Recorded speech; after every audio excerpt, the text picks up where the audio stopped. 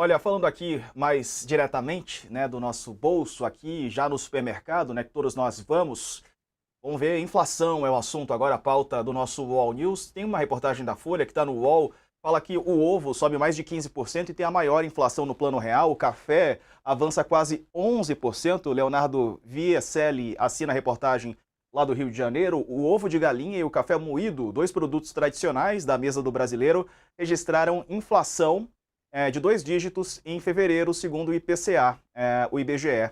A alta dos preços do ovo foi de 15,39% em fevereiro, é a maior inflação mensal desde o Plano Real. Na série histórica do IPCA, uma elevação mais intensa do que essa havia sido registrada em junho de 94, antes do real entrar em circulação. O café moído teve uma alta de 10,77% em fevereiro, é a maior em 26 anos, desde 1999. O café tem trajetória de alta desde janeiro de 24. Teve quebra de safra, né, no mundo todo. Essa é a causa da alta de preços do café. Felipe Salto está aqui conosco, Raquel Landim e Leonardo Sakamoto continuam também.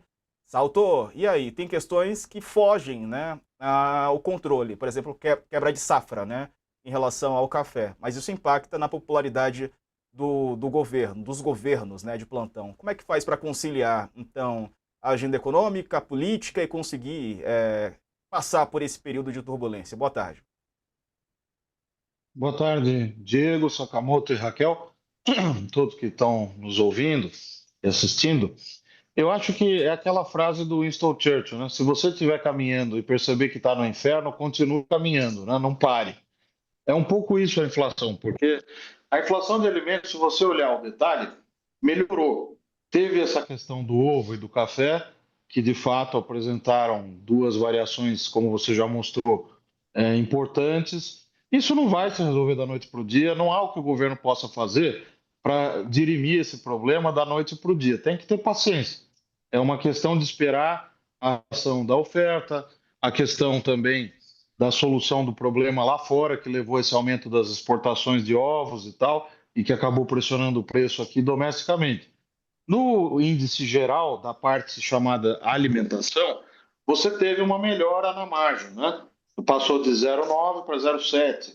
É pouco ainda você está tendo 0,7% ao mês. Se a gente extrapolar isso para o ano, nós estamos falando de uma inflação significativa, né? De 12 meses tendo 0,7 por mês, a gente teria mais de 8% de inflação de alimentos. Mas vai continuar desacelerando. O dólar deve ajudar nisso também. Veja, por exemplo, casos como o do arroz e do leite, que já apresentaram redução. Então, o total dos alimentos, dos itens de primeira necessidade e tudo mais, isso a gente vai demorar um pouco ainda para ver um efeito mais expressivo no índice total de alimentação. Mas eu entendo que há algumas boas notícias na margem, a despeito dessas duas más notícias que você comentou dos ovos e do café. Sakamoto, você escreveu coluna sobre isso hoje, né?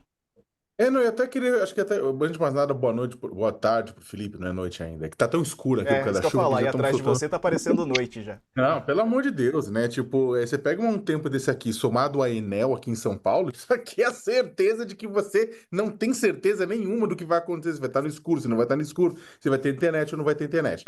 Eu tava até querendo dialogar com o Felipe sobre isso, é a questão da.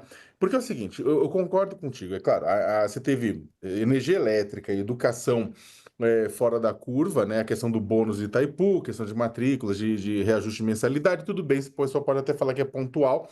E no caso de alimentação, o avanço, a velocidade de avanço foi mais lenta, principalmente na questão de alimentação em domicílio, que pesa muito nos mais pobres.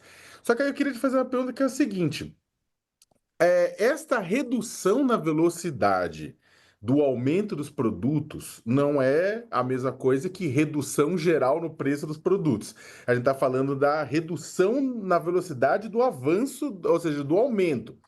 Os produtos continuam, portanto, aumentando, e os produtos aumentando vão gerando aquela. Porque se o pessoal já está meio de saco cheio por causa dos preços agora, eles continuam por mais lentamente, mas aumentando também. Primeiro, pelas análises que vocês fazem aí na Warren, vocês veem possibilidade de deflação nos alimentos?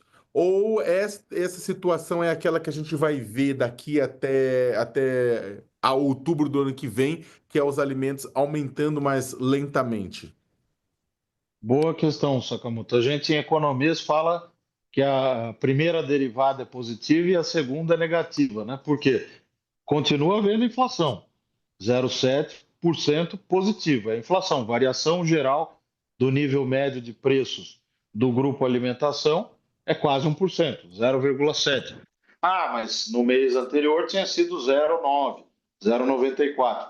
Então desacelerou, mas continua aumentando. Então a percepção na ponta para as pessoas, em geral, né, tomando como base a cesta média de consumo, considerando a pesquisa de orçamento familiar, a POF, que é o que fundamenta os índices, né, o IPCA e tal, a percepção ainda vai ser negativa. Eu não vejo o cenário de deflação. Você pode ter alguns itens que estão mais pressionados. Você vê o caso do arroz, por exemplo, que foi variação negativa na margem, né?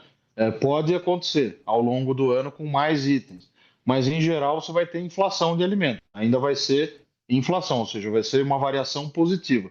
Ela deve ser menor, como você estava aí didaticamente explicando essa diferença, é importante mesmo, mas o nível de preços está bastante pressionado. Então, a média dos preços e a percepção que a gente vai ter na gôndola do supermercado vai continuar ruim ainda por algum tempo, até que os aumentos médios sejam pequenos o suficiente para que a renda, tendo avançado um pouco mais, ajude a dar uma percepção em termos reais melhor lá para quem está na ponta, principalmente com salários mais baixos, né?